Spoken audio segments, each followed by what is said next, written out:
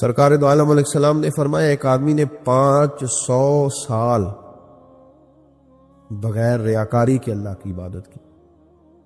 5 سال نہیں ہوتی بغیر ریاکاری کی. تہجد پڑھنے والا جب تک 6 لوگوں کو بتا رہا نہ دے تہجد پڑھیے، اتنی دیر تو تہجد آگے بڑھتی نہیں. کم از کم 6 بندوں کو پتا ہونا چاہیے. اور میرے جیسے حاجی نمازیوں کا تو دل کرتا ہے کہ وظیفے پہ بندہ رکھا جائے جو تعریفیں کرے صبح و شام. حاج صاحب کی کیا بات ہے، حضرت صاحب کی وظیفہ دیں گے اس کو مہینے کا، اور وہ تعریف کرے کھول کے کہ آپ کی بڑی بات. یہ مرض ہے، تعریف سننا نا، یہ بیماری ہے.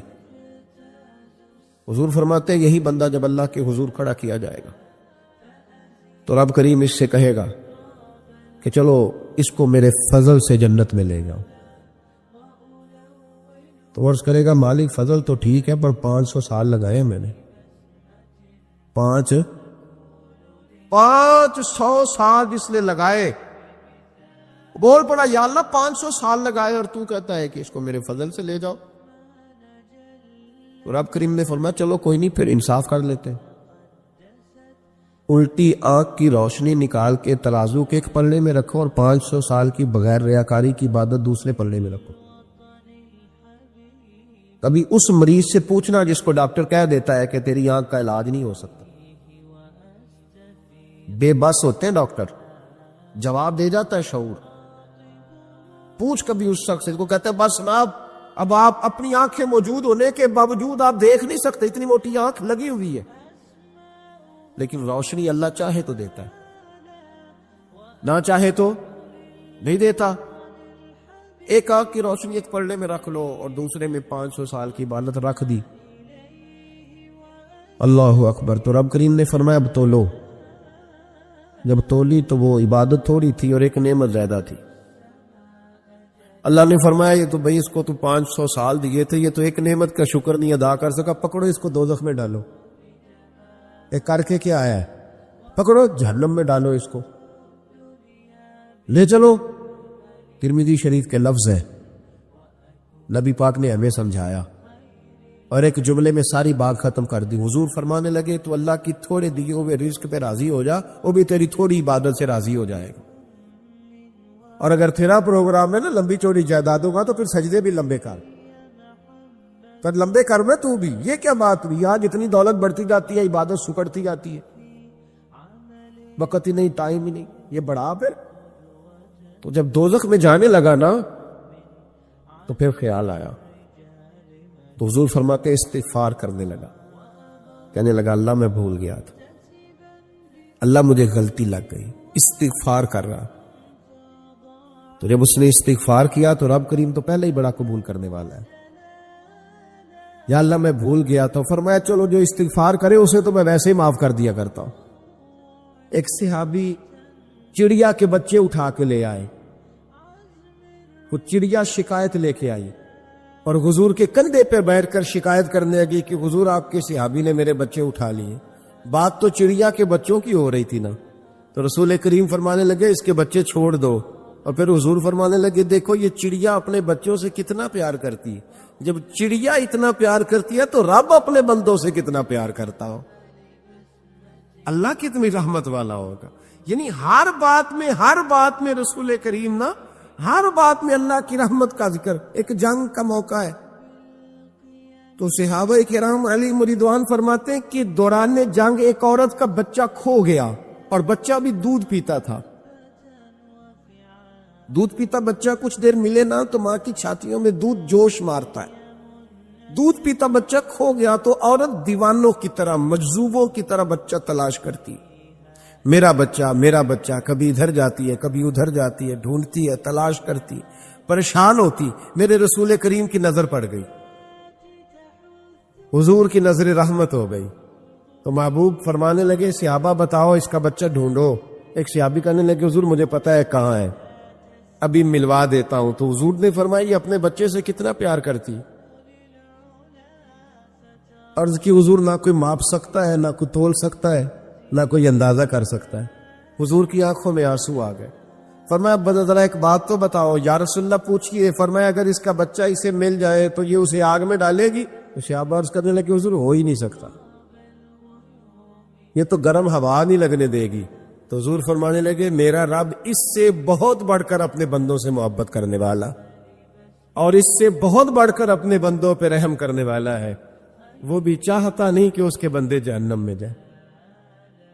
امام غزالی نے بڑی خوبصورت روایت لکھی. حضرت ابو ہریرہ رضی اللہ تعالیٰ عنہ فرماتے ہیں کہ ہم لوگ بیٹھے تھے تو یکا یک ایک دیہاتی عرابی آیا, یکا یک اندر داخل ہوا, السلام علیکم کہا. بندہ بڑا سادہ تھا, یہ بھی نہیں پوچھا کہ باتیں کیا ہو رہی تھی, کوئی سوال جواب نہیں. سلام لینے کے فوراً بعد عرض کرتا یا رسول اللہ ایک مسئلہ پوچھنا تھا. کہتے ہم حیران ہو گئے کہ یار پہلے پوچھ تو لے, پہلے کیا بات ہو رہی, آتے ہی اپنی چھیڑ دی ہے. ایک مسئلہ پوچھنا تو حضور نے فرمایا پوچھو. عرض کرنے لگا حضور یہ بتائے قیامت والے دن حساب کس نے لینا ہے؟ تو محبوب مسکرائے, فرمایا بولے آدمی سادی سی بات ہے, حساب اللہ نے لینا ہے. کہتے وہ بات سن کے نا تو چل پڑا, جواب سن کے تو چل پڑا, رکا ہی نہیں. تو حضور نے فرمایا ٹھہر تو جا, پہلے تو آیا ہے, سلام لی ہے, بات بھی کوئی نہیں کرنے دی, دھڑام سے اندر داخل ہوا ہے اور سوال کا جواب لیا اور پھر تو نے تبصرہ ہی نہیں کیا تو نکل گیا ہے. یا رسول اللہ حکم کرے. فرمایا کیا پوچھ رہا تھا؟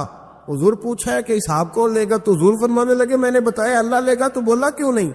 کہنے لگا یا رسول اللہ بس اتنا ہی پتہ کرنا تھا, اگر اللہ نے حساب لینا ہے تو پھر ہم نے باچی جانا ہے انشاءاللہ. تا پھر باچی جانا ہے.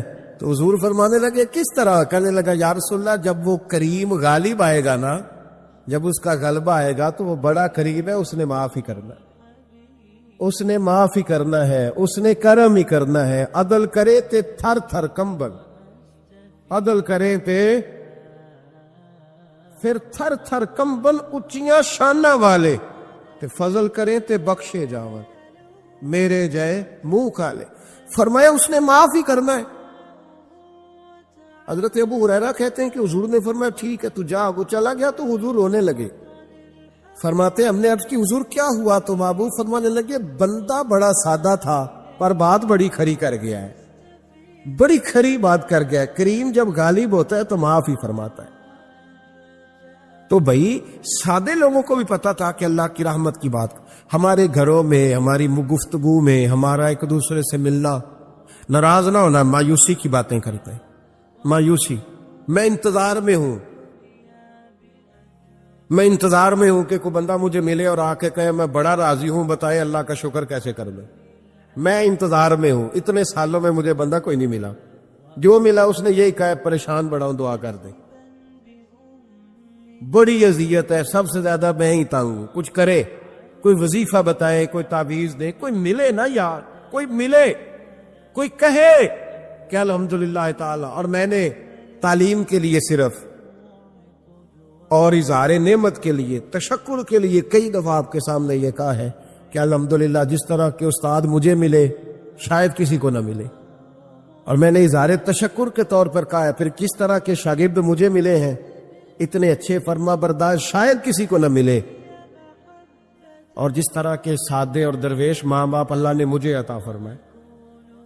اب تو بڑا تیز لوگوں کا زمانہ ہے نا, شاید کہیں میسر آئے. اور میں کہا کرتا ہوں اتنے فرما بردار مرید بھی نہیں ملتے. لوگ تو کہتے ہیں فرما بردار نہیں ملتے, ہمیں الحمدللہ فرما بردار, تابع دار ہر لحاظ سے اچھے ملے. اس کی وجہ یہ ہے کہ جیسے مرشد اللہ نے ہمیں عطا فرمایا ایسا کسی کو اللہ نے عطا, تو شکر کریں اللہ کی نعمتوں, شکر کریں. بس جہاں بیٹھیں گے جملے ٹوٹیں گے, جہاں بیٹھیں گے پریشانی. مجھے کچھ بندے ایسے ملتے ہیں دنیا میں جو صرف وہ اکیلے ہی ٹھیک ہے. یعنی ابا جی نے بھی ظلم ہی کیا ساری زندگی, اماں نے بھی ظلم ہی کیا, استاد بھی سارے غلط مل گئے, اور ہر بندہ ہی انہیں, اور پھر بعد میں اولاد ملی تو نافرمان ہی مل گئی. تو میں کہتا ہوں یار یہ ہو نہیں سکتا. ویسے بہرحال چلو اگر تو کہتا ہے تو بات سمجھ میں آتی ہے کہ ہو سکتا ہے کوئی سانحہ ایسا ہو گیا ہو.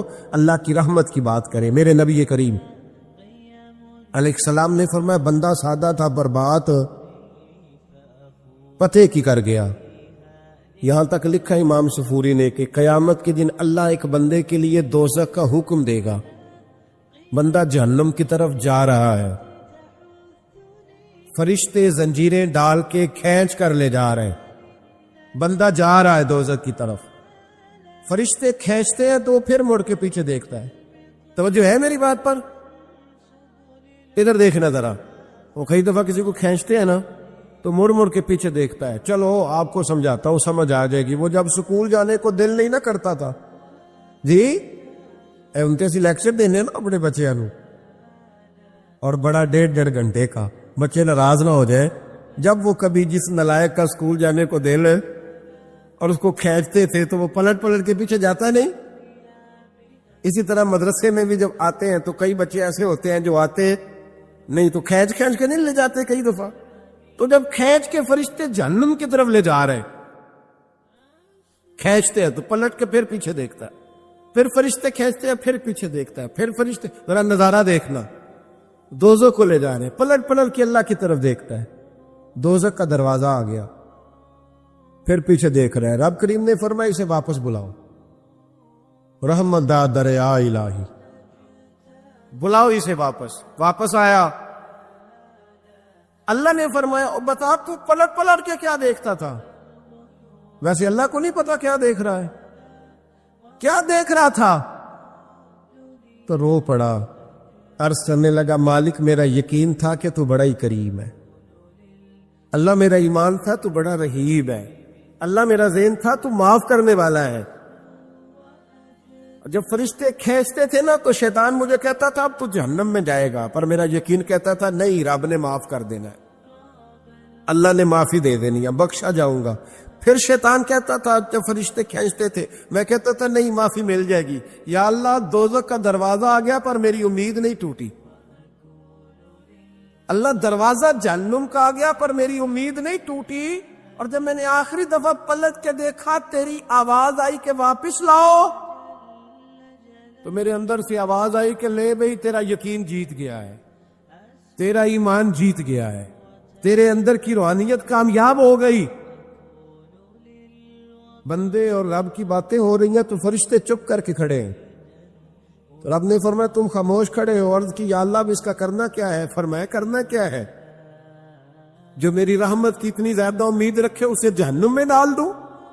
یہ کیسے ہو سکتا ہے؟ اس کو پکڑو اور میرے فضل کے ساتھ اسے جنت عطا کر دو. تو پہلی بات یہ کہ اللہ کی رحمت کی امید رکھیں. صبح سے شام تک کہے الحمدللہ. کیا کہے؟ ایک ہوتا ہے تکبر کے طور پر بڑھ کے مارنے کے لیے ذکر کرنا, وہ منع ہے. ڈینگے نہیں مارنے بلکہ اللہ کی رحمت کا ذکر کریں تشکر کے لب و لہجے, تشکر کے لب و لہجے. ہمارے نا لفظوں سے شکوے چھلکتے ہیں, ہمارے جملوں سے چھلکتا ہے کہ ہم پریشان ہیں, ہماری باتوں سے محسوس ہوتا ہے کہ ہم کسی وجہ سے بڑی تکلیف میں ہیں. اس کو نکال دیں. جب بندہ اللہ کی رحمت کی امید کرے گا تو اللہ بھی پھر رحمت, فضل اور کرم کے بادل ہی برسائے گا. دوسری بات ہمارے بزرگوں نے لکھی ہے, اگر اللہ کے قرب کا رستہ طے کرنا ہے تو وہ اس طرح ملے گا کہ اللہ کے ہر فیصلے پہ راضی ہو جاؤ. جہاں اللہ نے مجھے بٹھایا میں راضی ہو جاؤں, جہاں اللہ تبارک و تعالیٰ نے میرے بھائی کو بٹھایا ہے وہاں میرا بھائی راضی ہو. جہاں جہاں اللہ نے ہمیں بٹھایا ہے ہم اس جگہ پہ راضی. معاملہ پتہ کیا ہے, ہم اپنی مرضی کا فیصلہ چاہتے ہیں اور مرضی تو اللہ کی چلے گی, مرضی اللہ کی چلے گی. میرے رسول کریم علیہ السلام نے صحابہ سے پوچھا تم کون ہو؟ حضور مومن. فرمائی ایمان کی دلیل دو. یہ بات مجھ سے کو پوچھے تو شاید میں جھگڑا کروں کہ ایمان کی دلیل. حضور نے فرمایا کون ہو؟ یا رسول اللہ مومن. فرمایا دلیل دو. حضور دلیل ہے ہمارے پاس. دو. یا رسول اللہ اللہ نعمت دیتا ہے تو ہم شکر ادا کرتے, مصیبت ڈالے تو صبر کرتے, اور جو فیصلہ اللہ ہمارے حق میں کر دے ہم اس پر راضی رہتے ہیں. میرے محبوب کا چہرہ خوشی سے کھل اٹھا. فرمایا تمہیں مبارک ہو, تم تو واقعی بڑے پکے مومن ہو. تم مومن ہو, اگر اللہ کے فیصلوں پہ راضی رہتے ہو تو پھر تم. حضور فرماتے ہیں کچھ لوگوں کو اللہ قیامت میں بغیر حساب کتاب جنت میں داخل کرے گا. فرشتے پوچھیں گے پل صراط سے ہوا ہے؟ وہ کہیں گے دیکھی نہیں. میزان عمل تلوائے؟ وہ کہیں گے دیکھا ہی نہیں. کیسے آ گئے؟ تو کہیں گے خدا کے فضل سے آ گئے. فرشتے پوچھیں گے تمہارا عمل کیا تھا؟ وہ کہیں گے کچھ بھی نہیں، عام لوگوں کی طرح نماز پڑھتے تھے، روزہ رکھتے تھے، حج فرض ہوا تو کیا، زکوٰۃ اگر ہمارے اوپر لاگو ہوئی تو دی، عام روٹین کے معاملات۔ تو فرمائے اتنی بڑی فضیلت کے بغیر حساب کتاب جنت کوئی تو وجہ ہوگی۔ تو بندے عرض کریں گے وجہ ایک ہی تھی کہ رب جو ہمارے حق میں فیصلہ کرتا تھا ہم اس پر راضی ہو جایا کرتے، ہمیں کوئی شکوہ اس پر رہتا۔ علامہ ڈاکٹر محمد اقبال رحمت اللہ علیہ، توجہ ہے میری بات پر؟ ادھر دیکھنا ذرا میری طرف، اللہ آپ کو خوش رکھے۔ کچھ لوگ نا جی کہتے ہیں ڈاکٹر اقبال نے داڑھی کیوں نہیں رکھی تھی؟ تو یہ غلطی کی علامہ اقبال نے، رکھنی چاہیے تھی انہیں۔ ناراض ہو گیا آپ لوگ؟ جو جس کی غلطی ہے وہ اس کی یہ غلطی ہو گئی ان سے، انہوں نے نہیں ٹھیک کیا۔ اب اقبال کے داڑھی نہ رکھنے سے کیا سنت کی مخالفت پر اسے ڈگری دی جائے گی؟ وہ میں ہی کیوں نہ ہوں، جو کام خلاف سنت ہے وہ بہرحال۔ لیکن میرا سوال یہ ہے کہ اقبال نے صرف داڑھی نہیں رکھی، باقی سارے کام اچھے کیے، تو آپ باقی کے تو سارے اچھے کر لینا۔ اقبال نے جو کام کیا، جو دین کا درد دیا، جو پیغام دیا، جو جد و جہد کی، اس کو تو سمجھ لو نا۔ مطلب صرف داڑھی پہ آ کے دلیل پکڑتے ہو۔ علامہ اقبال نے مکان بھی نہیں بنایا اپنا، کتنا بڑا آدمی ہے، کوئی جائیداد ہے اس کی؟ تسی بھی چھڈو مکان سارے۔ اقبال وہ دیکھے نا، بابے بلے شاہ کی لوگ مثال دے دیں کہ بابا صاحب مجذوب آدمی تھے، تو بابا صاحب کے حصے میں تو کئی مربع زمین آتی تھی، وہ بھی انہوں نے نہیں لی۔ ہمارا ملانگ روٹی کا اس کو پتا ہے، نوٹوں کا بھی پتا ہے کہ 5000 والا کون سا ہے، 100 والا کون سا ہے، باقی ٹائم وہ بابا بلے شاہ بن جاتا ہے۔ یہ کون سا سٹائل ہے کہ مرضی کی چیز آئی تو قابو کر لی؟ تو ڈاکٹر اقبال نے یہ درست کیا، لیکن اس کے باوجود ہمارا نظریہ ہے کہ اللہ اس کی یہ خطا معاف کرائے گا، پر بندہ بڑا باکمال تھا، یہ بڑی خوبی تھی، اور اس میں بھی کچھ حکمت ہوگی، کچھ باتیں ایسی انہوں نے لکھی ہیں بعض جگہوں پہ۔ لیکن اقبال کی جو معرفت ہے، جو حسن ہے، جو وقار ہے ان کے لب و لہجے میں، اس کا انکار کیا جا سکتا نہیں۔ لیکن اس کو ہم ڈیفینڈ بھی نہیں کرتے، جو کسی میں کوئی کمزوری ہے وہ بہرحال اس کی۔ وہ ایک سوال بڑا اٹھتا تھا، لوگ کہتے تھے کہ آپ روز داڑھی کی بات بھی کرتے ہیں اور علامہ اقبال کی بات بھی کرتے ہیں، تو میں نے آج اس کی وضاحت کر دی۔ حضرت مولا علی شیر خدا رضی اللہ تعالیٰ عنہ ارشاد فرماتے کہ ایک اعرابی نبی پاک صلی اللہ علیہ وسلم کی بارگاہ میں آیا اور اس نے بار بار سوال کیا، بار بار حضور سے سوال کرنے لگا۔ سرکار کی عادت تھی کہ جب آپ کی طبیعت مبارک، مزاج مبارک بڑا ٹھنڈا ہوتا تھا تو آپ سوالوں کے جواب دیتے، اور جب کوئی سوال کا جواب نہ دینا چاہتے تو خاموش ہو جاتے۔ لیکن اس نے بار بار اصرار کیا نا۔ یہ مجموع الزوائد میں حدیث موجود ہے، راوی ہے مولا علی شیر خدا۔ دیکھیں حضور کا نور دینے کا شوق کتنا ہے۔ نبی پاک صلی اللہ تعالی علیہ وسلم سے جب اس اعرابی نے بار بار سوال کیا نا، تو پھر حضور خود فرمانے لگے چل پھر مانگ، تو کیا مانگتا ہے؟ مولا علی فرماتے ہمیں بڑا رشک آیا، ہمیں بڑا ناز آیا، ہم نے کہا کیا بات ہے؟ حضور نے فرمایا مانگ، کیا مانگتا ہے؟ اب یہ نبی پاک سے جنت مانگے گا، اور دنیا میں بیٹھے بیٹھے اپنے لیے جنت کی ٹکٹ بک کرا لے گا، اپنے لیے یہ جنت کے اندر بہترین محل اپنے لیے الاٹ کرا لے گا۔ لیکن بڑا ہی بولا تھا، میں کیا کروں، آج بھی اس طرح کے بولے بے شمار ہیں۔ عقیدت سے جاتے ہیں، کامل شیخ کے پاس جاتے ہیں، مانگتے کیا ہیں جا کے؟ دنیا کی دولت، یعنی کاروبار نہیں چلتا۔ یہ تو بات کسی شیر سے بھی کر لیتے تو اچھے کاروبار کا مشورہ دے دیتے۔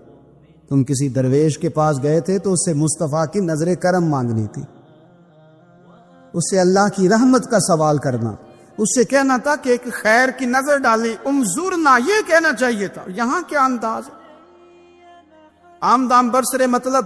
مولا علی شیر خدا فرماتے ہیں ہمارا خیال تھا جنت مانگے گا، پر بڑا بھولا آدمی تھا، کہنے لگا یا رسول اللہ صلی اللہ علیہ وسلم میں نے سفر کرنا ہے، مجھے سواری کے لیے ایک اونٹ دے دے۔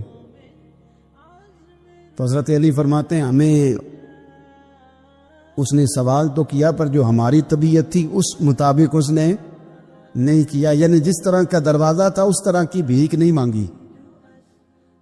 اس نے اونٹ مانگا، حضور نے فرمایا چل دیا تجھے، گویا حضور نہ اندھیرے دور کرنا چاہ رہے ہیں اس کے۔ فرمایا چل اونٹ دے دیا، اب تو کچھ اور بھی مانگ لے۔ حضرت علی کہنے لگے لو بڑے نصیب والا، ایک چانس اور ملا۔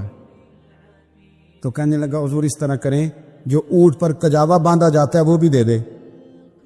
تو حضرت علی شیر خدا فرمانے لگے ہم نے کہا تیرا اللہ بھلا کرے، تو کہاں اڑ گیا ہے؟ حضور نے نا مسکرا کے ایک تیسرا موقع دیا، فرمایا چل تجھے کجاوا بھی دیا، کچھ اور مانگ لے۔ کہنے لگا حضور سفر بڑا لمبا ہے، آنے جانے کا خرچہ بھی دے دے۔ تو سرکار دو عالم صلی اللہ علیہ وسلم مسکرائے، فرمایا جا تجھے دیا۔ پھر حضور نے ایک مثال بیان کی اور فرمایا تجھ سے تو بنی اسرائیل کی وہ بوڑھی ہی اچھی تھی۔ یا رسول اللہ کون سی؟ فرمایا حضرت موسیٰ علیہ السلام جب اپنے وطن سے ہجرت کر رہے تھے، گھوڑوں پر بیٹھے، اونٹوں پر بیٹھے، لیکن اونٹ گھوڑے جاتے نہیں تھے، واپس لوٹتے تھے۔ حضرت موسیٰ علیہ السلام نے عرض کی اللہ یہ جاتے کیوں نہیں؟ تو رب کریم نے فرمایا اس لیے نہیں جاتے کہ جہاں سے آپ ہجرت کر رہے ہیں نا، وہاں ایک جگہ پہ حضرت یوسف علیہ السلام کا تابوت دفن ہے، جناب یوسف علیہ السلام کی قبر مبارک ہے، آپ وہ تابوت بھی نکال کے ساتھ لے جائیں۔ یہ اگر رب نے بتا دیا تو اللہ یہ بھی تو بتا سکتا ہے نا کہ قبر کہاں ہے۔ یہ بتا دیا تابوت کہاں، یہ نہیں بتایا، تابوت لے جائیں یہ نہیں بتایا کہاں ہے۔ یہ حضرت موسیٰ علیہ السلام آپ خود تلاش کریں گے تو حضرت موسیٰ علیہ السلام نے بنی اسرائیل کے لوگوں سے پوچھا کہ وہ کہاں ہے تابوت حضرت یوسف کا، تو وہ کہنے لگے ہمیں تو نہیں پتہ، ایک بوڑھی اماں ہے پرانی، اسے پتہ ہے۔ حضرت موسیٰ علیہ السلام اس بوڑھی سے ملے تو فرمایا بتا دے کہ وہ تابوت کہاں ہے، حضرت یوسف کی قبر کہاں ہے۔ آج لوگ کہتے ہیں مزاروں پہ نہیں جانا چاہیے، تو پڑھو نا یہ حدیث کھول کے، نبی پاک صلی اللہ تعالی علیہ وآلہ وسلم فرماتے ہیں کہ دیکھو قبر کا رستہ، مزار کا رستہ بتانے کا وہ عورت قیمت مانگ رہی ہے۔ حضرت موسیٰ کی ملاقات ہوئی تو آپ نے فرمایا مت میں پتہ ہے جناب یوسف کا مزار کہاں ہے، قبر کہاں ہے؟ کہنے لگی پتہ ہے۔ تو آپ نے فرمایا بتا دے۔ کہنے لگی مفت کیسے بتا دوں؟ ابھی تو لوگوں کو مزاروں میں جانے کی دلیل نہیں مل رہی، اور یہاں وہ بوڑھی کہتی ہے اور بیان کر رہے ہیں میرے نبی پاک صلی اللہ علیہ وسلم، اور بوڑھی کہنے لگی مفت نہیں بتاؤں گی۔ تو حضرت موسیٰ فرمانے لگے قیمت لے لے۔ کہنے لگی بالکل آپ قیمت دیں گے تو بتاؤں گی۔ فرمایا قیمت کیا ہے؟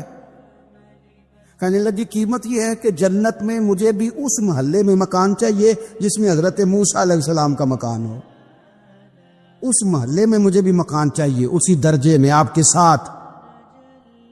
تو حضرت موسیٰ فرمانے لگے اماں چل تو جنت کا مکان مانگ، تو نے تو بہت بڑی سوسائٹی میں پلاٹ مانگ لیا ہے، وہ تو بڑا اونچا معاملہ ہے، وہاں تو انبیاء اور رسل ہوں گے، تو دور پہنچ گئی ہے، جنت مل جائے گی پر موسیٰ کا ساتھ۔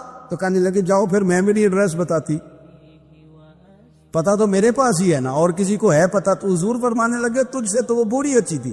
جب وہ بی بی اڑ گئی کہنے لگی نہیں بتاتی، تو حضرت موسیٰ علیہ السلام عرض کرنے لگے مالک اب کیا کرنا ہے؟ تو رب کریم نے فرمایا موسیٰ آپ جنت میں اپنے پڑوس والے مکان کا وعدہ آپ کر لے اور بوڑھی کو وہ مکان عطا میں کر دوں گا۔ آپ وہ مکان کا وعدہ کر لیں، دے رہی ہے۔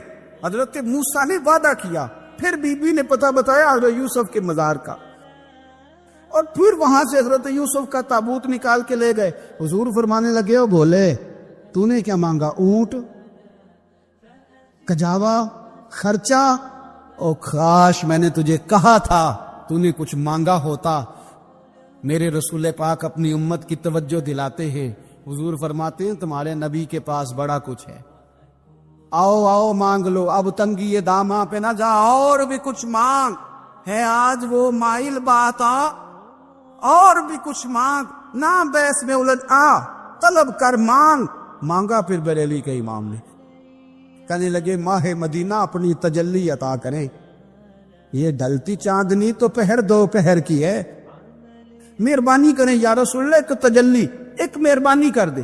رسول پاک صلی اللہ علیہ وسلم ایک نا اور بہت بڑا اندھیرا ہے، وہ ہے غربت کی مایوسی کا اندھیرا۔ میرا دل کرتا ہے کہ میں اپیل کروں حکومت وقت سے کہ بڑا کچھ مناتے ہو، میرے نبی کا میلاد عالمی طور پر مناؤ، اور انہیں بتاؤ کہ رسول پاک صلی اللہ علیہ وسلم نے یہ نہیں فرمایا کہ ہم ہر غریب کو امیر کریں گے، بلکہ میرے نبی نے یہ کہا ہے کہ ہم غریب کو عزت اتنی دے دیں گے، غریب کو عزت اتنی دے دیں گے کہ امیروں کا بھی غریب ہونے کو دل کرے گا۔ یہ اندھیرا حضور نے دور فرمایا ہے، یہ اندھیرا دور کیا ہے۔ تو یہ جو غربت ہے نا، اس کا بھی ایک اندھیرا ہے۔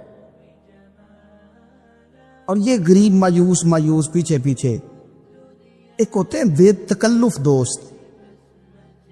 بے تکلف دوستوں کے ساتھ بندہ نا کبھی کبھی شغل بھی کرتا ہے، اور بعض بوڑھوں کے ساتھ بھی بندہ کبھی کبھی شغل کرتا ہے، پیار کرتا ہے ان سے۔ یہ پتہ کیا ہوتا ہے، آپ جب کسی آدمی سے خوش طبعی کرتے ہیں تو آپ اس کو عزت دیتے ہیں، اور اگر بڑا آدمی کسی سے خوش طبعی کرے، یعنی ایک یہ ہے کہ بزرگوں کے ساتھ خوش طبعی ہماری، اور ایک بہت معزز آدمی یعنی بہت بڑے عہدے پہ فائز،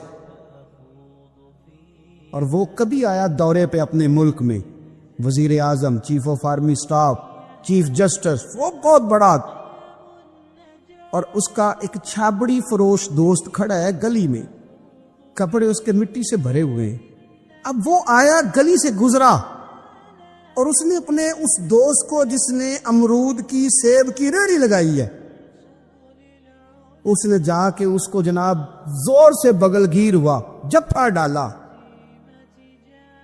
اب مجھے بتائیں کہ آرمی چیف نے تو گاؤں آنا ہی تھا، وزیر اعظم نے تو آنا ہی تھا، صدر نے تو آنا ہی تھا، لیکن جس کو اس نے سینے لگایا وہ بندہ بھلا کہاں پہنچ گیا ہے؟ اکٹھے کھیلتے رہے۔ اب میں جو حدیث مسند امام احمد بن حنبل سے پڑھنے لگا ہوں، اس حدیث کو اب آپ سنیں۔ اب آپ دیکھیں کہ ذائقہ کتنا تگڑا آتا ہے۔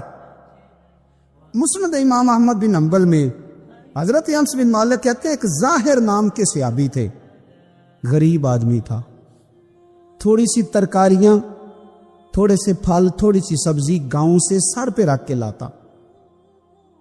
چھابڑی فروش کہتے ہیں آپ، ریڑھی والا۔ وہ غریب آدمی گاؤں سے سبزیاں لاتا اور لا کے نا مدینے والے محبوب کو تازی سوغاتیں گاؤں کی دیتا، اور حضور اسے شہر کی چیزیں دیتے۔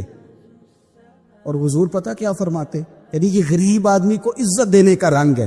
نبی پاک فرماتے یہ میرا دیہاتی ہے، میں اس کا شہری ہوں۔ حضور صحابہ کے بیچ بیٹھ کے کہتے یہ سجن ہے میرا، یہ میرا پنڈو ہے، میں اس کا شہری ہوں۔ حضور اس سے باتیں کرتے، صحابہ کہتے ہیں وہ بھی اس طرح کے سوال جواب کرتا کہ حضور ہنس پڑتے۔ ہم نہ کبھی حضور پریشان ہوتے تو انتظار کرتے کہ آج وہ دیہاتی آ جائے نا، ظاہر نام تھا اس کا۔ اب یہ مسند امام احمد بن حنبل میں موجود ہے کہ وہ نہ چونکہ گاؤں سے اپنی چیزیں بیچتا تھا، لا کے سر پہ رکھ کے لاتا تھا، چھابڑی والا تھا، ریڑھی والا تھا۔ نبی پاک صلی اللہ تعالی علیہ وسلم نا ایک دن مدینے کے بازار سے گزر رہے تھے، تو وہ دکان پہ کھڑا ہے، اپنی چیزیں بیچ رہا ہے، شہر کی خرید رہا ہے۔ یہ کام آج پیر صاحب نہیں کرتے، یہ مولوی صاحب نہیں کرتے، یہ کام ایس ایچ او بھی کوئی ہو جائے تو وہ بھی نہیں کرتا، اس لیے کہ پھول لگے ہوئے۔ سنو میرے یارو، یہ رنگ ہے غریبی کے اندھیروں سے نکالنے والا، یہ رنگ ہے فقیر کو، غلام کو عزت دینے والا۔ وہ اپنے دھیان خریداری کر رہا ہے۔ صحابہ کہتے ہیں نبی پاک نے اسے دیکھ لیا بازار میں سے، تو حضور نہ ہلکے ہلکے قدم اٹھانے لگے۔ یار بھی یار کے لیے اٹھاتا، چھپتا چھپاتا پہنچتا ہے۔ او یار، میں نہیں بات کر رہا چیف آف آرمی سٹاف کی، میں نہیں بات کر رہا وزیر اعظم اور صدر کی،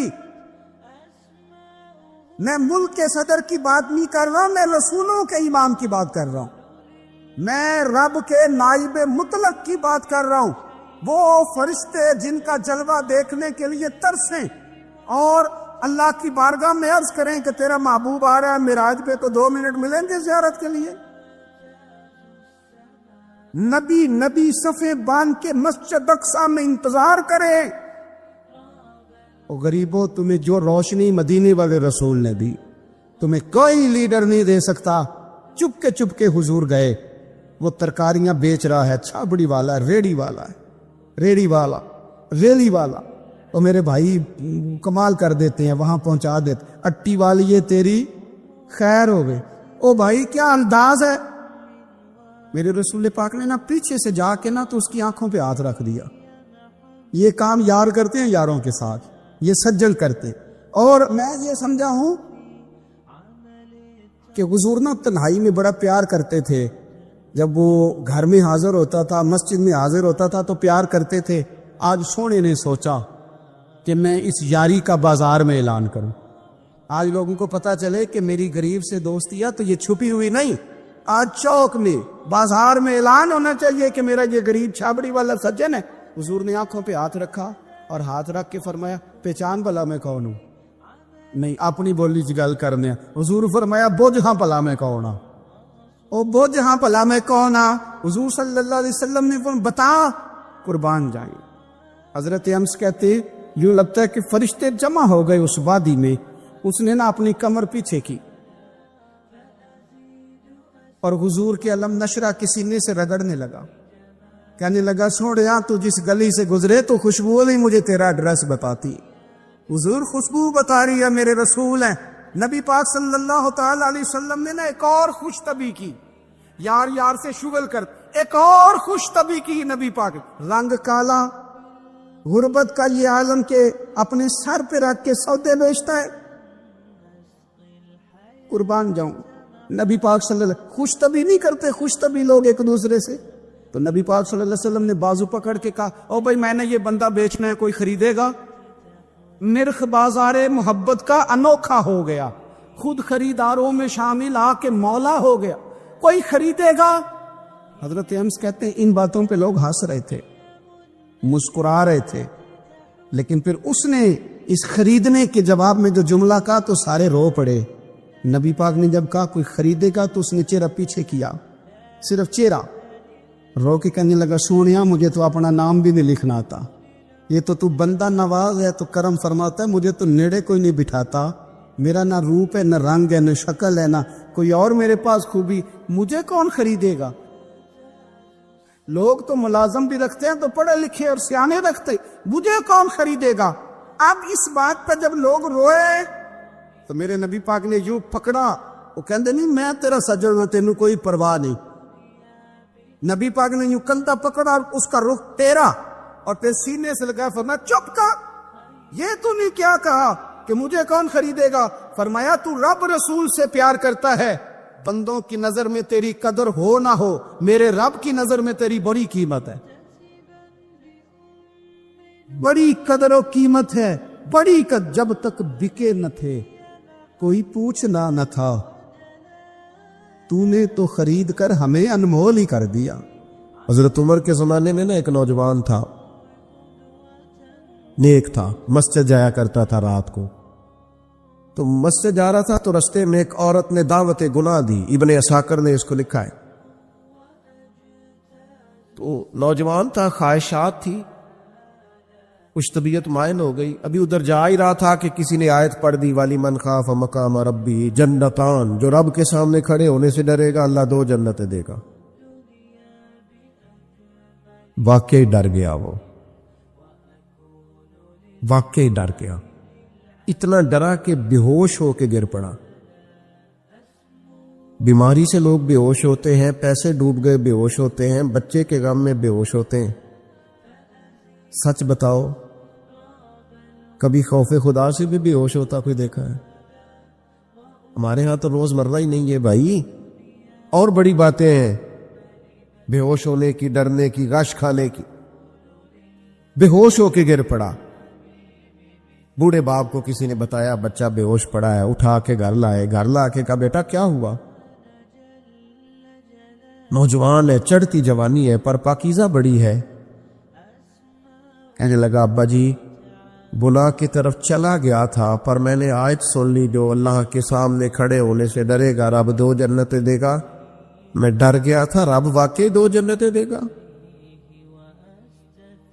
باپ رو پڑے، ابا جی کی آنکھوں میں آنسو آئے اور کہا پتر اللہ بڑا مہربان ہے، اس کے وعدے سچے ہیں، واقعی 2 جنتیں دے گا. اس میں پھر ایک چیخ ماری اور اس طرح کی ماری کہ اس کی روح ہی پرواز کر گئی، روح ہی پرواز کر. کشتگان خنجر تسلیم را، عشق کی خنجر سے قتل ہو گئے لوگ. صبح حضرت عمر کو پتا چلا کہ انہوں نے تو رات جنازہ بھی پڑھ دیا، تدفین بھی کر دی. جناب عمر فرمانے لگے اتنا نیک نوجوان خوف خدا سے دنیا سے چلا گیا، مجھے کیوں نہیں بلایا، میں جنازہ پڑھتا. फारूक आजम फरमा रहे हैं, मेरा शौक था मैं उसका जनाजा पढ़ता। कहा हुजूर आपको तकलीफ नहीं दी? फरमाया बताओ कब्र कहाँ है? ते कामिल पीर उना दे बाहू कब्र जिना दी जीवे। हजरत फारूक आजम कब्र पे तशरीफ ले गए और खड़े होकर फरमाने लगे, नौजवान मुझे उम्मीद है मेरे रब ने तुझे 2 जन्नतें दी होंगी। इब्ने असाकर खोल के देखो तारीख बगदाद में क्या लिखा है। हजरत सैयदना फारूक ने फरमाया उम्मीद है 2 जन्नतें दी होंगी। कब्र के अंदर से बोला, कामिल पीरो ना दे बाहू कब्र जिना दी जीवे। कब्र के अंदर से बोला, कहने लगा हुजूर उम्मीद वाली बात नहीं, रब के वादे सच्चे हैं, उसने वाकई मुझे 2 जन्नतें अता फरमाई, 2 जन्नतें दी है, मैंने अपने मालिक को राजी पाए। जब इंसान राजी बिर्रिज़ा रहने लगता है ना, फिर वो हर रोज नमाज पढ़ के तकलीफ नहीं उसे होती। फिर रोज दुरूद शरीफ पढ़ के वो ये नहीं कहता कि चलो 2-4 छुट्टियां भी कर लो। फिर रोजाना तिलावत करके उसे कहीं दिक्कत महसूस नहीं होती, क्योंकि अब वो चाहता है कि जिस हाल में मेरा रब रसूल मुझे रखेंगे, जो हुक्म देंगे, मैंने उससे कोई तंगी महसूस नहीं करनी, मैंने उसके मुताबिक चलना। और कुरान मजीद ने एक नया अंदाज इख्तियार किया सूरह माइदा के अंदर।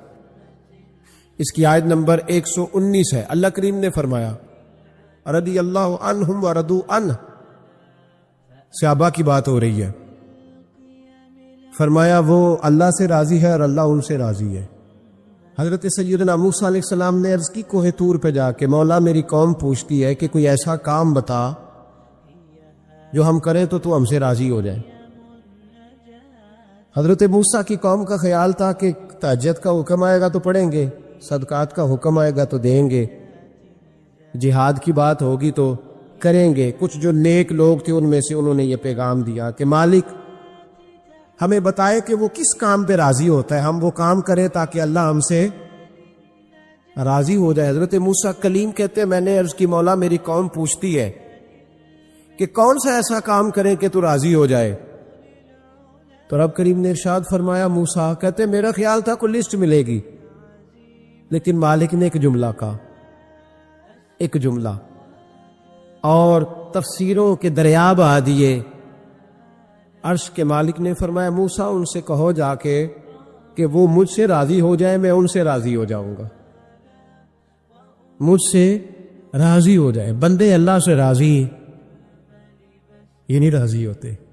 इमाम गजाली से किसी ने पूछा था, इमाम गजाली से, कि हुजूर अल्लाह का बंदे से राजी होना कमाल है या बंदे का अल्लाह से राजी होना कमाल है? तो इमाम गजाली मुस्कुराए, फरमाने लगे रब तो बड़ा ही मेहरबान है, वो तो बड़ी जल्दी राजी हो जाता है।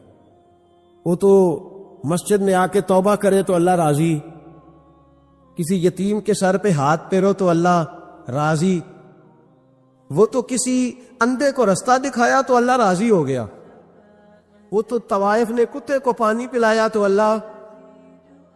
इमाम साहब फरमाने लगे ये बंदा है जो अल्लाह से राजी नहीं होता।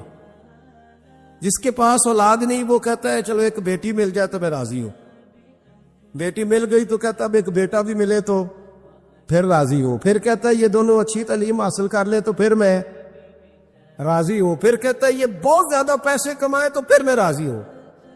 बहरहाल राजी होता, लेकिन जो राजी हो जाता है ना, अल्लाह अकबर, जो अल्लाह से राजी सुखी बड़ा रहता है, सुकून में बड़ा रहता है, मुतमईन बड़ा रहता है।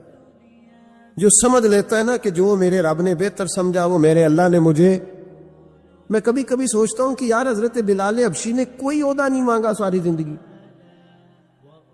उन्होंने नहीं कहा मुझे भी एक सूबे का गवर्नर बनाओ मेरी भी खिदमत है, मुझे भी वजीर खजाना बनाओ मेरा भी कुछ बनता है। एक दफा नहीं कहा सैयदना बिलाल हबशी रदी अल्लाह तआला अन्हु ने कि मेरी भी कोई ड्यूटी ऐसी होनी चाहिए कि मुझे चलो सिपा सालार ही बना दिया जाए। सारी जिंदगी मस्जिद में झाड़ू दिया तो उसी पे राजी रहे, सारी जिंदगी महबूब के मेहमानों का लंगर पकाया तो उसी पे राजी रहे, सारी जिंदगी मेरे महबूब अलैहिस्सलाम के बच्चों की नौकरी की तो उसी पे राजी रहे, राजी बिर्रिज़ा रहे। हदीस पाक सुनिए, नबी पाक अलैहिस्सलाम ने एक दिन सहाबा से पूछा कि तुम क्या समझते हो अपने दिल को जब پوچھتے ہو, دل پہ توجہ کرتے ہو, تو کیا جانتے ہو؟ تو شہباز کرنے لگے, یا رسول اللہ جب ہم اپنے دل پہ توجہ کرتے ہیں تو ہم سمجھتے ہیں کہ اللہ نے ہمیں ایمان عطا فرمایا ہے. تو حضور نے فرمایا تمہارے ایمان کی دلیل کیا ہے؟ ایمان کی کوئی دلیل بھی تو ہوتی ہے نا. ہمارے زمانے میں تو کوئی دلیل نہیں, نماز نہیں پڑھتا پھر بھی میں مسلمان ہوں, روزہ نہیں رکھتا پھر بھی مسلمان, جھوٹ صبح سے شام تک. کہتا خبردار کسی نے مجھے ذرا بھی بات کی, سب سے بڑا مسلمان میں ہی ہوں. بددیانتی, دھوکہ, فریب, فرار, لیکن خبردار کسی نے کوئی بات کی, سب سے بڑا مفتی میں ہی ہوں. جرم سارے پائے جاتے ہیں. دلیل کیا ہے بھائی؟ اگر کسی دیکھیں نا, اگر درخت ہے تو دلیل یہ ہے کہ پھل بھی ہے, شاخیں بھی ہیں, لیکن تو صاحب ایمان ہے تو دلیل کیا ہے؟ تو نبی پاک صلی اللہ علیہ وسلم نے صحابہ سے پوچھا کہ تم ایماندار ہو تو دلیل دو. تو بڑے خوبصورت تھے میرے محبوب کے تیار کردہ لوگ. عرض کرنے لگے, یا رسول اللہ ایمان کی دلیل یہ ہے کہ اگر اللہ ہمیں نعمت دیتا ہے تو ہم شکر ادا کرتے ہیں, اگر کبھی مصیبت آتی ہے تو ہم صبر کرتے ہیں, اور یا رسول اللہ ہم اپنے رب کے ہر فیصلے پر راضی رہتے ہیں, ہم اپنے اللہ کے ہر فیصلے پر. اب حضور نے رزلٹ کا اعلان کیا تو میرے محبوب فرمانے لگے, پھر سنو میں گواہی دیتا ہوں واقعی اللہ نے تمہیں دولت ایمان عطا فرمائی ہوئی. پھر واقعی اللہ نے تمہیں دولت ہے, اگر تم اپنے رب پر راضی ہو, اگر تم راضی ہو اس کام پر جس پہ اللہ نے تمہیں رکھا ہوا ہے, اگر تمہیں کسی کو دیکھ کر تکلیف نہیں ہوتی, اگر تم نہ حسد میں جلتے ہو, نہ بغض میں, نہ کینے میں, نہ تکبر میں, نہ احساس کمتری کا شکار ہوتے, اگر تم راضی رہتے ہو کہ میرے مالک نے بہترین زندگی مجھے دی, پھر اس کا مطلب یہ ہے کہ تم صاحب ایمان ہو. ہمارے زمانے میں لوگوں کی وہ تکلیفیں, صبر نہیں ہے, سکون نہیں ہے, بے چینی سی ہے, بے قراری سی ہے, معاشرے میں ایک عجیب سی ہلچل ہے. ہر آدمی سمجھتا ہے کہ وہ سامنے والا جو شخص ہے نا وہ بڑا سکھی ہے اور میں بڑی تکلیف میں ہوں. میں رات اپنے پیر بھائیوں کو سمجھا رہا تھا, میں کہہ رہا تھا یاد رکھنا اس آدمی کا عہدہ بڑا ہوتا ہے نا, اس کا زخم بھی بڑا گہرا ہوتا ہے, اس کا زخم بھی بڑا. ہاں وہ کسی شاعر نے, شعر اردو کا ہے اور تھوڑا وکیع تھا شاعر بھی, تو بات بھی اس کی تھوڑی وکیع ہے. چلیں آپ سیانے لوگ ہیں, آپ کی سمجھ میں آ ہی جائے گی. اس نے کہا تھا کہ ہجوم غم میں بھی توہین ضبط غم نہ ہوئی, ہجوم غم میں بھی توہین ضبط غم نہ ہوئی, ہم اس احتیاط سے روئے کہ آنکھ نم نہ ہوئی. لوگوں کو نہیں پتا چلا کہ ہم رو رہے ہیں, ہم نے واو اللہ کر کے دنیا, ہم اس احتیاط سے روئے کہ ہماری آنکھ نم نہ ہوئی. ہم نے واو اللہ کر کے نہیں بتایا کہ بڑی دقت میں, ہم نے اپنے آپ کو محفوظ رکھا, ضبط میں رکھا, حوصلے میں رکھا, اللہ کی رضا پہ راضی رہے, اپنے آپ کو اپنے رب کی رضا پر. میرے نبی پاک صلی اللہ تعالی علیہ وسلم نے فرمایا کہ قیامت کے دن میری امت کا ایک گروہ ایسا ہوگا جسے اللہ تبارک و تعالی اس طرح جنت میں پہنچا دے گا جیسے کوئی بندہ اڑ کے جنت میں چلا جاتا ہے.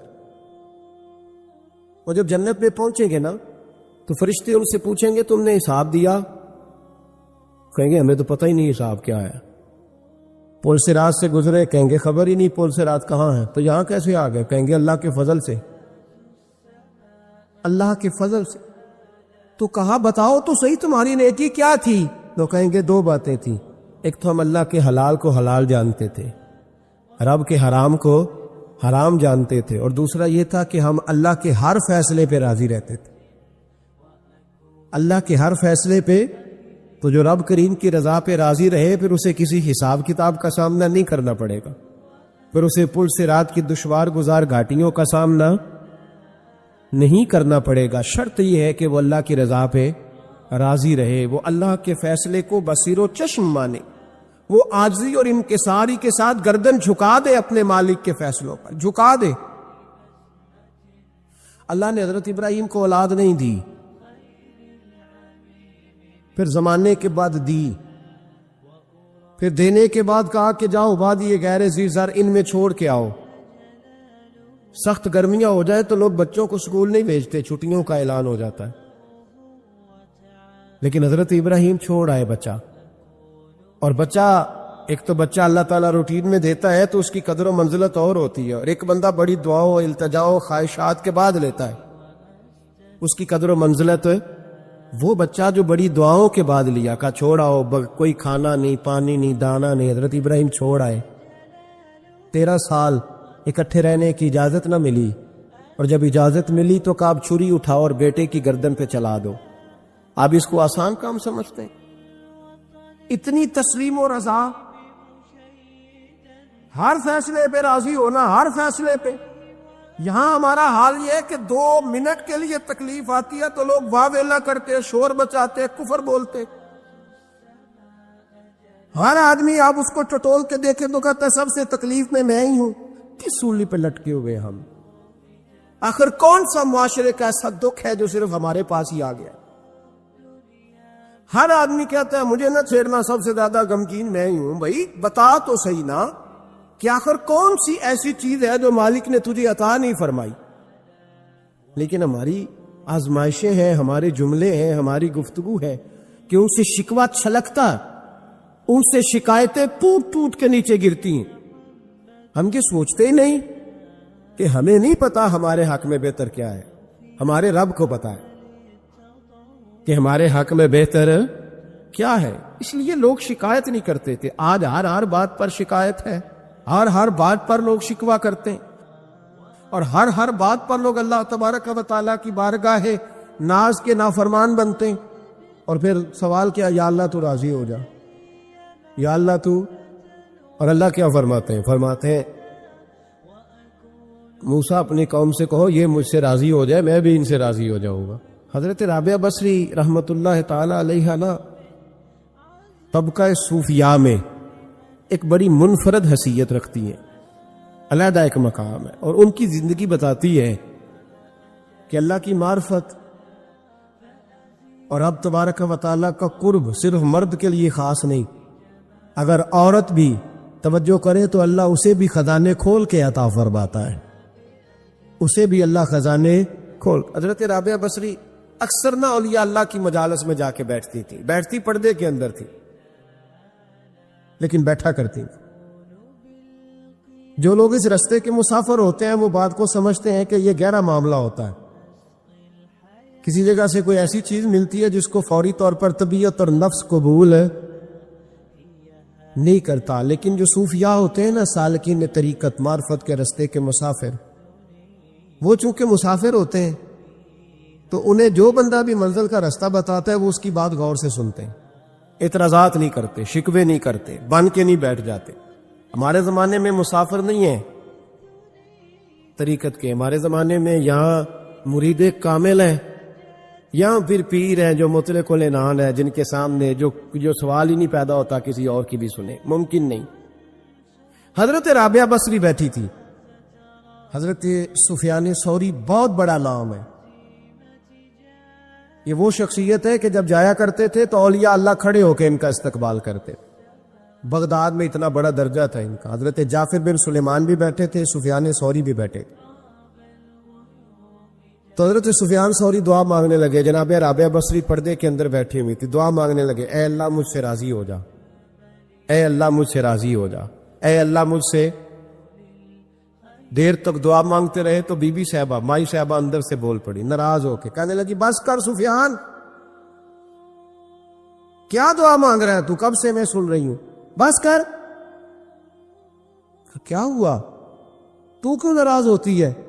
فرمانے لگی سفیان تو نے ایک بار بھی کہا، میں نے برداشت کیا، دوسری بار بھی کہا، بتائیے دعا ٹھیک ہے کہ نہیں ان کی؟ اے اللہ تو مجھ سے راضی ہو جا۔ اس دعا پہ ناراض ہوگی مائی صاحبہ، کہنے لگی تو نے ایک بار بھی مانگی تو میں چپ رہی، دوسری بار بھی مانگی تو اب تو چپ ہی نہیں کر رہا، بس کر۔ تو حضرت سفیان کہنے لگے چل میری اصلاح کر دے۔ تو مائی صاحبہ کہنے لگی تو یہ تو کہہ رہا ہے یا اللہ راضی ہو جا، یا اللہ راضی ہو جا، پہلے تو بتا تو اللہ سے راضی ہے؟ پہلے اپنے نفس پر نظر ڈالنا، تو راضی ہے؟ روز نہیں مانگتا کہ 2 کروڑ چاہیے، 6 کروڑ چاہیے انسان کا نفس،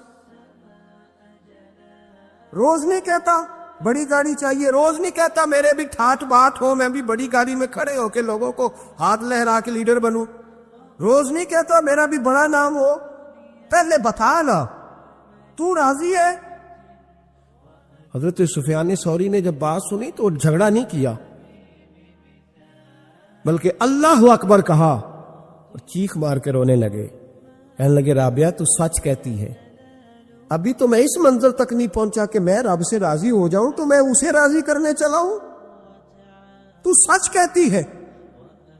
قریب ہی حضرت جعفر بن سلیمان بیٹھے تھے، وہ بی بی رابعہ کے پاس گئے، کہنے لگے مائی صاحبہ مجھے تو بتا دیں آخر بندہ اللہ سے راضی ہوتا کب ہے، یہ منزل شروع کب ہوتی ہے؟ تو آپ فرمانے لگے اس وقت کہ بندے کا جو حال نعمت ملنے پہ ہوتا ہے نا، جب وہی حال اس کا مصیبت آنے پہ ہو تو پھر سمجھو وہ اپنے رب سے راضی ہو گیا، پھر وہ اپنے رب سے، یہاں لوگ راضی نہیں ہیں، نہ شریعت کے حکم پر راضی ہیں معاذ اللہ، نہ دین کے آنے پر راضی ہیں۔ حضرت یوسف علیہ السلام کے بھائیوں نے کہا کہ سمجھ تو آ گئی ہے ہمیں کہ ہم نے زیادتی کی، ظلم کیا، اب کرنا کیا ہے؟ تو جناب یوسف کہنے لگے کچھ بھی نہیں کرنا، جاؤ تمہیں معاف کیا، معافی مل گئی۔ انہوں نے کہا کہ ہمیں تو معافی مل گئی، تو ابا جی تو رو رو کے ان کی بصارت کم ہو گئی آنکھوں کی۔ ماں بڑا پیار کرتی ہے، پر بیٹے سے جو باپ پیار کرتا ہے اس کا بھی اندازہ کوئی نہیں کر سکتا، کوئی نہیں کر سکتا۔ دیکھیں نا اللہ کے نبی حوصلے والے، صبر والے ہوتے ہیں، پر بیٹے کی جدائی بین اللہ کے نبی نے بھی اتنے آنسو بہائے، اتنے آنسو بہائے بیٹے کی جدائی میں کہ نظر آنا کم ہو گیا، بصارت۔ بیٹے کو ابا جب بھی فون کرتا ہے پردیس میں کہ تو آ جا چند گھڑیوں کے لیے، میرا پتہ کوئی نہیں، کہتا ابا جی بس ایک کاغذ رہ گیا میں آیا۔ اور جب ابا جی پردہ کر لیتے ہیں تو کہتے ہیں اس کو برف میں لگا دو، میں 3 دنوں کے بعد آ جاؤں گا۔ اب کیا فائدہ، اب تو رہ ادھر ہی، اب کوئی پڑھ دے گا جنازہ بھی، اب تو آ کے میں نے منہ دیکھنا ہے تو کیا ہوگا اس سے؟ اب تو نبی پاک کو حکم ہے جب کوئی انتقال کر جائے تو جلدی دفن کرو۔ اب تیری ماں نے ساری زندگی آنکھیں دروازے پہ لگی رہیں کہ اللہ کرے وہ آ جائے، اس وقت تو تجھے خیال نہیں آیا، تو تجھے کاغذوں سے پیار رہا، تو اب کس بات کا انتظار؟ حضرت یوسف علیہ السلام سے بھائی کہنے لگے کہ جناب یعقوب کو نظر آنا کم ہو گیا ہے، ان کا کیا کرے؟ تو قرآن ہے بھائی، قرآن۔ میں نے کہا یہاں ہمیں سمجھا دو، یا ہم سے سمجھ لو نا بھائی، ہم سے ہی سمجھ لو، یہ اس آیت کا بتاؤ کیا ترجمہ کریں، بتاؤ۔ اور تم بلڈوزر چلاؤ حضرت علیمہ کے گھر پہ تو ہم چپ رہیں، یہ بھی کس طرح ہو سکتا ہے؟ حضرت یوسف کے بھائیوں نے کہا کہ ابا جی کی آنکھوں کی بینائی کم ہو گئی ہے، اب کیا کریں؟ قرآن ہے۔ کہنے لگے اذهبوا بقمیصی، یہ میری قمیض لے جاؤ۔ حضرت یوسف کہتے ہیں یہ میرا کرتا لے جاؤ، میری قمیض لے جاؤ، ھذا فالقوہ علی وجہ ابی یاتی بصیرا، میرا کرتا لے جاؤ، میرے ابا کے چہرے پہ ڈال دینا، ان کی آنکھوں کو اللہ روشن فرما دے گا۔ اگر حضرت یوسف علیہ السلام کے وجود سے کرتا لگے تو آنکھیں روشن ہو جائیں، تھوڑی دیر کرتا ان کے وجود سے لگے تو آنکھیں روشن ہو جائیں۔ اور جناب حلیمہ کے کمرے میں، حجرے میں، گھر میں تو 4 سال میرے نبی گھومتے رہے، وہاں آرام کرتے رہے، وہاں تو حضرت جبریل ان کا دیدار کرنے آتے رہے، وہاں تو فرشتے اس گھر کو جھک جھک کر دیکھتے رہے، وہ مکان جنت نظیر جہاں اللہ کی ساری رحمتیں برستی رہیں، اس میں تبرک ہی کوئی نہیں، اس میں برکت ہی کوئی نہیں۔ آؤ، یہ تو بات ہے نا حضرت یوسف علیہ السلام کی، بخاری مسلم۔ میں نے کہا کہ یار یا تو یہ حدیث علیحدہ کر، یا پھر ہمیں اس حدیث کا ترجمہ بتا۔ بات بھی کسی معمولی ہستی کی نہیں، جناب سیدہ عائشہ صدیقہ کی بڑی بہن، حضرت ابو بکر صدیق کی بڑی صاحبزادی، اور وہ والی بی بی جسے میرے نبی نے پیار ہی بڑا کیا ہے، حضور کے لیے غار ثور میں کھانا لے کے جانے والی حضرت اسماء بنت ابی بکر صدیق، وہ کہتی ہیں میرے پاس مصطفیٰ کا ایک جبہ تھا، حضور کا ایک جبہ، کون سا؟ جسے میرے نبی نے کچھ دفعہ یا 1 دفعہ پہنا تھا۔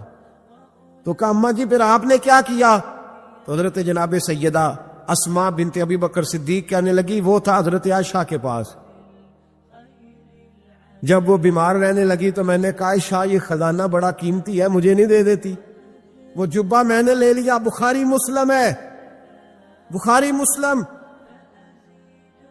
حضرت جناب سیدہ اسماء بنت ابی بکر صدیق سے لوگوں نے پوچھا اماں جی آپ کیا کرتی ہیں؟ فرماتی ہیں جس بیمار کو کہیں سے شفا نہیں ملتی لوگ اسے میرے پاس لاتے، میں اس جبے کا ایک کونا پکڑ کے پانی کے پیالے میں ڈبوتی اور وہ پھر وہ پانی بیمار کو پلاتی تو اللہ اسے ہر بیماری سے شفا عطا فرما دیتا، اللہ اسے ہر بیماری سے۔